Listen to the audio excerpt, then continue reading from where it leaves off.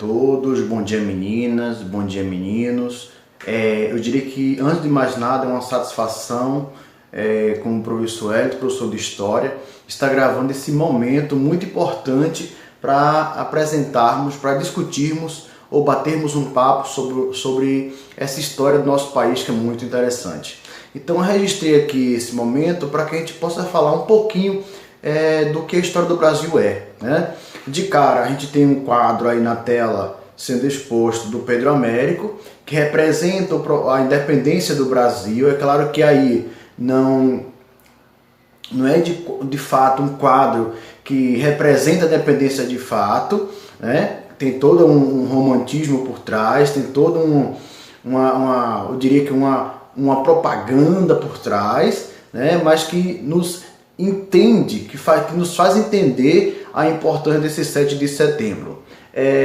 De cara eu gostaria de fazer uma observação interessante para que a gente comece fazendo essa apresentação desse trabalho, já pensando, por exemplo, em duas perguntas. Primeira, o Brasil, o seu processo de independência, ele foi um processo pacífico ou ele foi um processo de independência conquistado no grito? Pois é essa a pergunta que eu faço de início e que a gente vai tentar mostrar ao longo do nosso caminho. Outro fator importante, dentro do processo de independência brasileiro, a gente se deu bem no final no processo de independência, como ficou o país depois do processo de independência? Outra coisa interessante, quando o Brasil tornou-se independente, ele transformou-se numa república ou ele transformou-se em uma monarquia? Essas perguntas são muito interessantes para que a gente possa compreender a história da independência do nosso Brasil, ok? Vamos lá para tentar entender. De cara, é interessante que eu, como aluno, eu consiga, por exemplo, entender ou compreender o processo que marcou a independência antes do 7 de setembro de 1822. Então, pessoal, eu não posso começar falando aqui da independência do Brasil, por exemplo, como se ela tivesse acontecido necessariamente da chegada da família real no Brasil em 1808. Então, o que é que eu fiz para vocês entenderem melhor? Eu fiz um retrospecto aqui do que já acontecia na colônia antes mesmo do Dom João chegar aqui. E eu reservei duas situações importantes para vocês tentarem compreender. Porque fica parecendo que o Dom João, que antes do Dom João não teve nada. Não teve nenhum movimento que já objetivava a independência, ou que contribuiu para o processo de independência. E tivemos sim. Quer ver? Observem. Eu tive aqui, pessoal, as chamadas revoltas nativistas e as chamadas revoltas emancipacionistas. Professor, é a mesma coisa? Não, pessoal. As revoltas nativistas são as revoltas que tinham objetivo locais, que tinham interesses locais a serem defendidos. A exemplo da revolta de Beckman no Maranhão, da Guerra dos Mascates, por exemplo, no Pernambuco, na capital do Pernambuco, da Guerra dos Emboabas em Minas Gerais. E o que é importante que você entenda? É importante que essas revoltas nativistas, que tinham interesses dos comerciantes locais, elas também contribuirão para o processo de independência, de uma certa forma. Outro movimento interessante são as revoltas emancipacionistas. Professor, as revoltas emancipacionistas, elas tinham que objetivo? Elas visavam, pessoal, o processo de separação da metrópole em relação a Portugal. E vou citar três movimentos, serão aqui muito importantes para que a gente possa compreender o que eu estou te dizendo. Quer ver? Veja quais foram as revoltas emancipacionistas. As revoltas que vão buscar uma separação em relação à metrópole. Eu tenho aqui a Inconfidência Mineira, que ocorre em 1789, que por coincidência é o mesmo ano da Revolução Francesa, que vai ter cunho iluminista, né? Vai ter base iluminista. A Conjuração Baiana, que ocorre em 1798, e a Revolução Pernambucana de 1817. Então esses movimentos que antecederam, por exemplo, a chegada do Dom João em 1808, já traziam aqui um desejo, por exemplo, de separação da metrópole, como eu estou citando para vocês. O que é que, na verdade, também irá contribuir para a crise do sistema colonial ou para a crise do sistema que envolvia Portugal e a colônia brasileira. O próprio desgaste, por exemplo, que envolverá a colônia em relação ao pacto colonial, onde o comerciante não podia negociar com outros países, a não ser aquele que até então me controlava, que era Portugal, que era a metrópole. Então essa crise começa a acontecer mesmo antes do Dom João estar por aqui.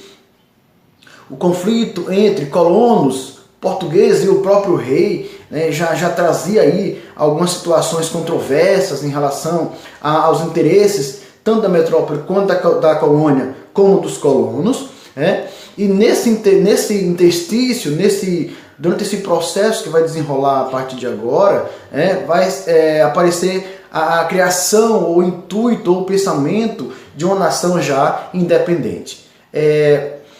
O que agora passa a mudar, o que passa a acontecer com o 1808, por exemplo, do Dom João? O que é interessante, pessoal, que eu entenda. Primeiro fator importante, que o 1808, que vai marcar a história do Brasil, tem a transferência da corte portuguesa.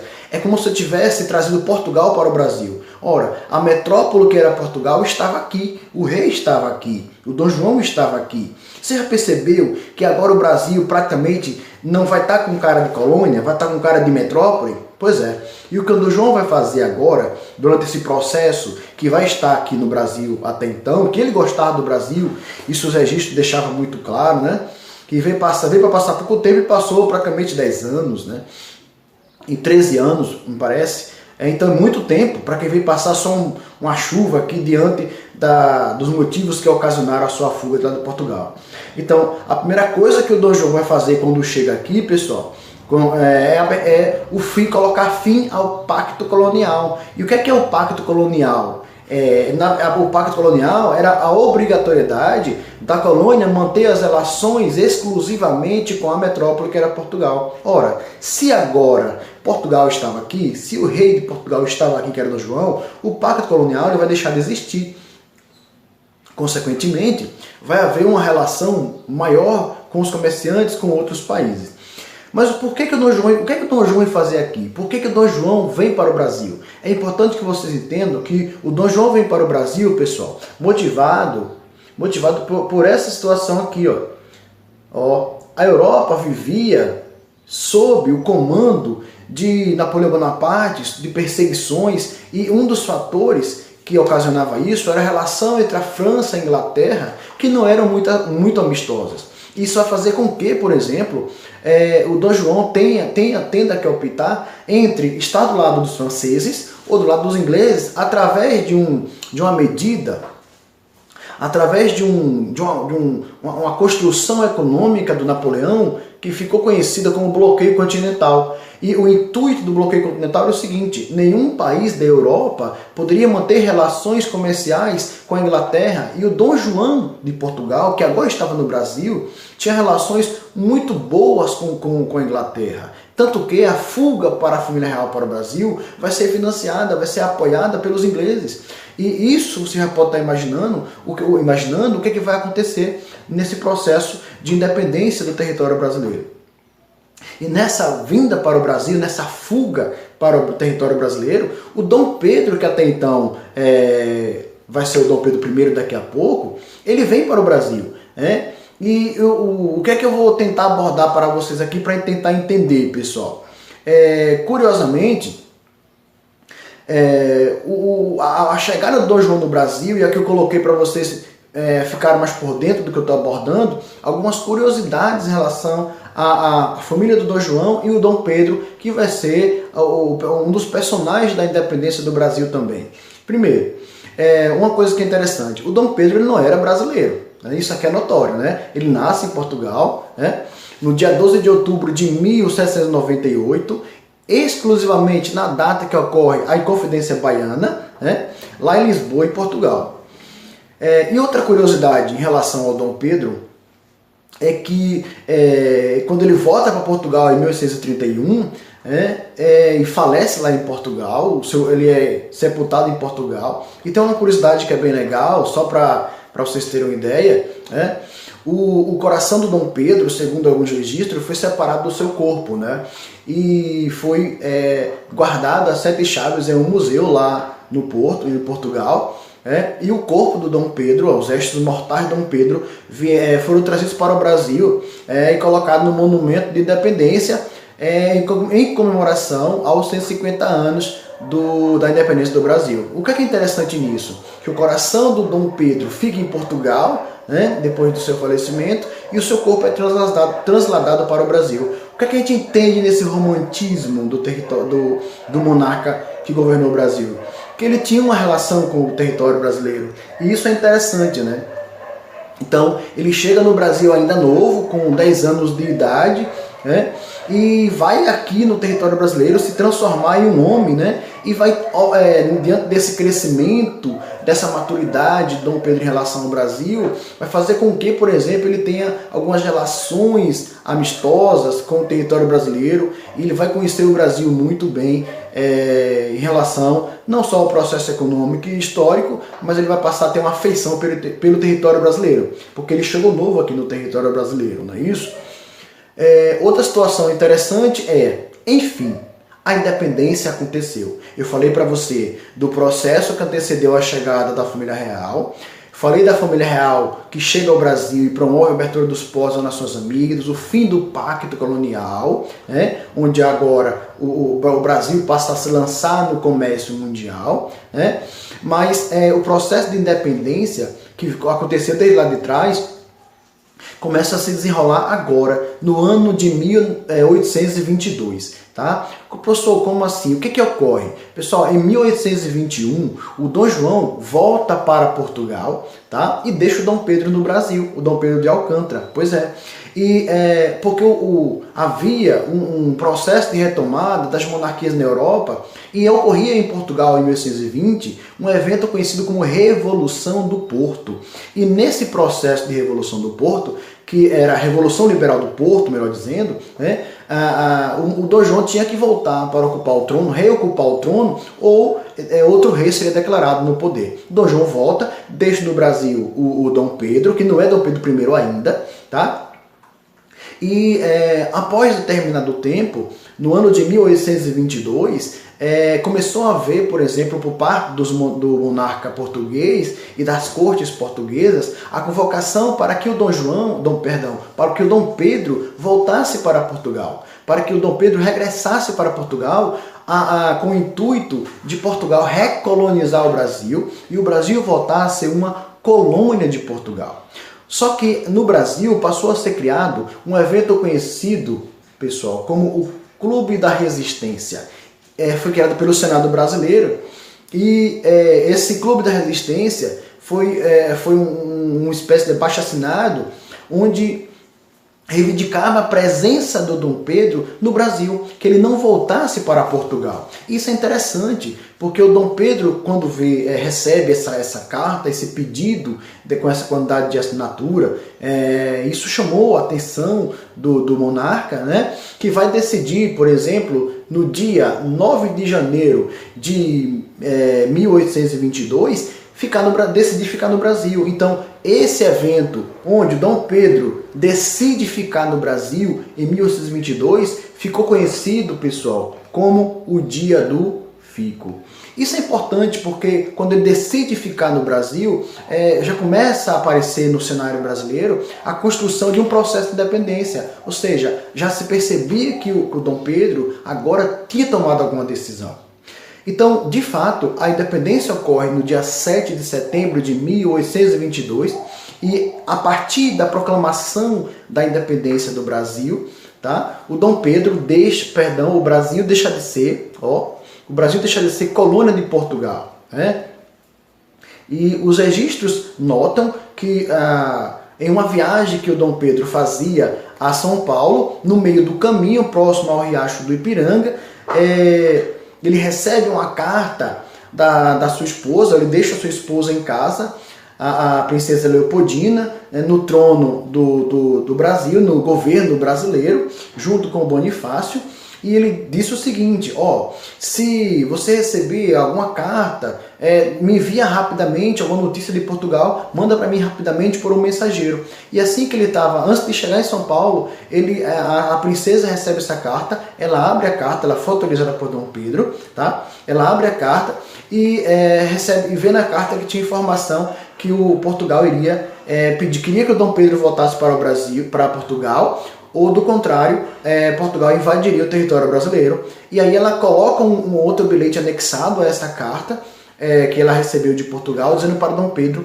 que ele tinha que tomar a decisão de proclamar a independência. O José Bonifácio também, que é um dos maiores influenciadores da independência do Brasil, ele manda outro bilhete apoiando o processo de independência. Então, tanto a princesa Leopoldina como o José de Bonifácio, ele vai ser um dos maiores norteadores do processo de independência brasileiro. Então, o Dom Pedro, quando recebe a carta de Portugal, se sente ameaçado, obviamente, mas tem apoio tanto da esposa, da dona Leopoldina, como também do José Bonifácio. E, não perdendo muito tempo, ele desembainha a sua espada e promove o grito do Ipiranga, como a gente tem ouvido falar. Independência ou morte. Então, pessoal, a independência do Brasil não vai ser uma independência pacífica, vai ser uma independência no grito, né? Então, desde lá de trás, várias revoltas aconteceram, vários movimentos aconteceram, mas o movimento de independência não teve a participação do povo brasileiro, tá? Foi uma proclamação individual, onde Dom Pedro proclamou a independência praticamente sozinho. O que é interessante a partir de agora? Somos independentes e agora estamos livres? Está tudo bem com a gente? Como ficou o Brasil depois da independência? Isso é interessante que você saiba. Então, pessoal, depois de independente, uma das curiosidades que vocês precisam estar atentos, e eu vou até sublinhar para você ter uma ideia, ó.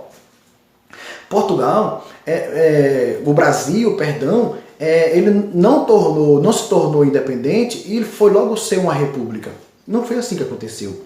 O Brasil tornou-se independente e vai ser uma monarquia, vai ser governado por um imperador. Então a gente vai ter o império. É aqui que começa o primeiro reinado brasileiro. Ao contrário, por exemplo, das outras monarquias, por exemplo, da América do Sul, como a Argentina, como Bolívia, como Paraguai, como Uruguai, tá? Como Equador. A gente vai ter, após a independência em relação à Espanha, esses países se tornarão repúblicas e não monarquia. O Brasil continua sendo uma monarquia depois da independência. Isso é interessante. Outra observação aqui é que depois da independência, em 1822, o Dom Pedro vai ser coroado imperador em 1º de dezembro de 1822. Então, em setembro ele proclama a república e em dezembro ele torna-se imperador com o título de Dom Pedro I, iniciando assim o primeiro reinado do Brasil. Interessante, professor, proclamou a independência, o Brasil estava livre, o Brasil estava independente, tudo tranquilo, todos os países reconheceram? Não, pessoal. Isso é interessante também para você ficar esperto. Então, assim, olha como ficou a situação do Brasil para você ter uma ideia. Pois é, ficamos endividados. Como é que Portugal reconheceu que o Brasil estava livre? Então, o Brasil foi obrigado a pagar, pessoal, 2 milhões de libras como indenização.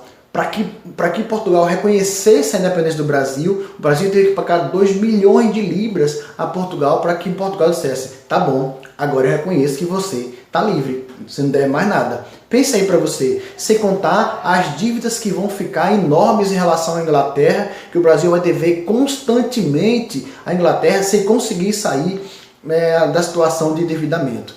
Outra situação curiosa ficamos livres. E a escravidão acabou? Não, pessoal. A escravidão também continuou. A escravidão só vai acabar lá no final do segundo reinado, com Dom Pedro II, em 13 de maio de 1888. É outra questão curiosa. Outro fator importante. Diante do primeiro reinado agora, mesmo sendo independente, o imperador era autoritário. Tá? Tanto que várias revoltas irão explodir diante do seu governo. E o fator que dava o poder para o imperador fazer o que ele bem entendesse era o poder moderador que vai ser criado durante a Constituição de 1824. Então, olha quanta informação interessante que a gente não tem e passamos a ter depois da independência do Brasil, não é? Pois é, nós não ficamos tão livres assim, apesar de ter sido muito interessante a independência para o nosso país. Tá? Outra situação curiosa, as relações com Portugal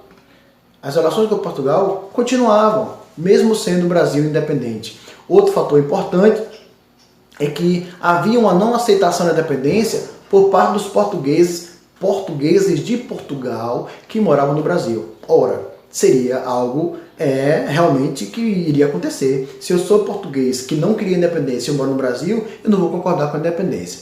Então, pessoal, essa aula que o professor Wellington gravou, nada mais para a gente entender um pouquinho como se deu o processo de independência e como ficou o Brasil depois da independência. Então, a independência do Brasil, ela foi uma independência apenas política.